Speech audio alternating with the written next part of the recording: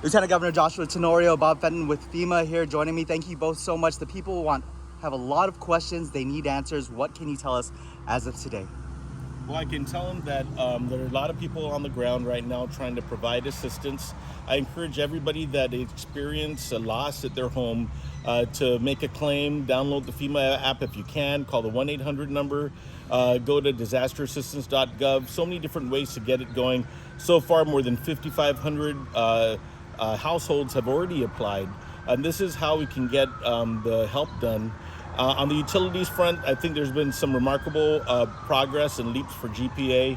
We're continuing to monitor the situation with Waterworks, giving the support to try and get water restored to as many folks as possible, and then also making sure that we get the debris out. So, of course, solid waste is dealing with a lot of demand, but they're out there to get rid of the household trash that you have, get rid of that.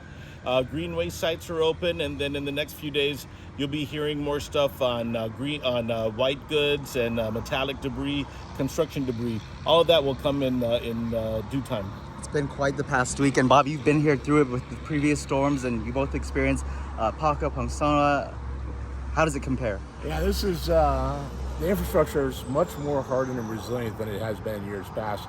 So the recovery time is going much quicker. Although I understand for those who have lost power or don't have water, it's frustrating and any time is too long. But it needs to be a whole community response. We need to work together on all levels of government, private sector, nonprofits, to go ahead and help people as quick as we can. We're doing that here in the federal government. We not only have resources here on island that have been here before this event, but have brought over 1,000 federal responders in. We're hooking up generators to Guam Water Authority.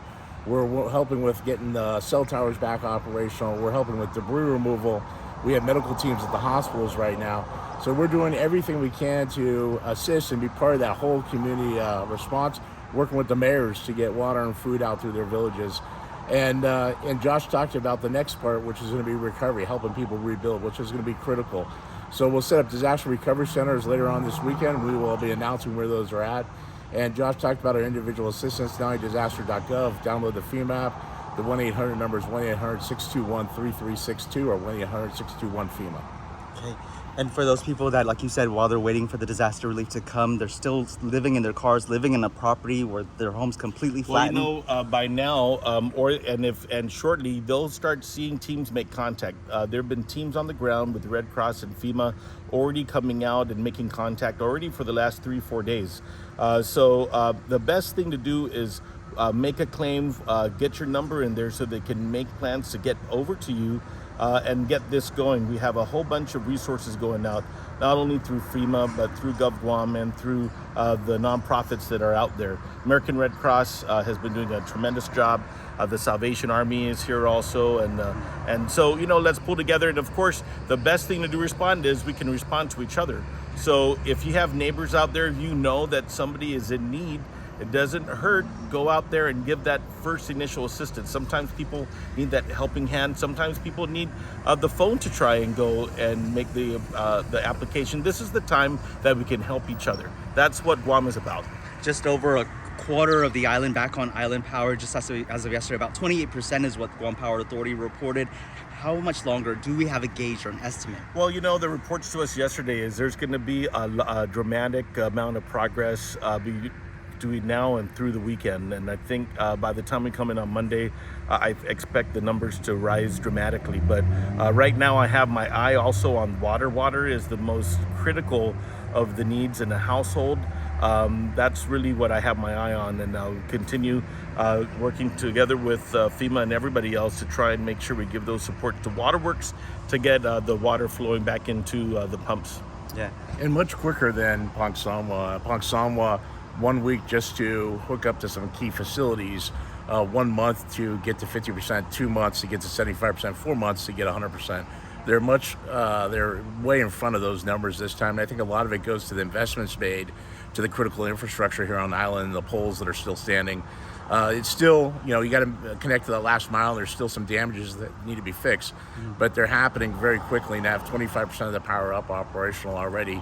And I think the majority of the substations are already lit. are critical to being able to recover from this event. Bob, is there anything just from what you're seeing on the ground here, anything more you think we could have done ahead of the storm to prepare and now better prepare, seeing as it's just the beginning of the season? Yeah, I mean, we need to look back. We need to learn from our lessons and what we could do better in the future. We will be doing that here. One of the things FEMA brings is mitigation money, and we set aside 15% of all the money that we spend here and put it in a pot and add 15% for those kind of projects. So things like, can we go ahead and put more generators on wells and harden them so that even when power goes down, it can kick into generators? Can we maybe increase the fuel tanks so there's a longer duration of fuel time there? So all those kind of things we will look at afterwards with Guam and figure out where to prioritize those efforts. Yeah, I just want to add, I think that also getting our private sector and working with them, this was the first time that we experienced a dramatic loss of communications.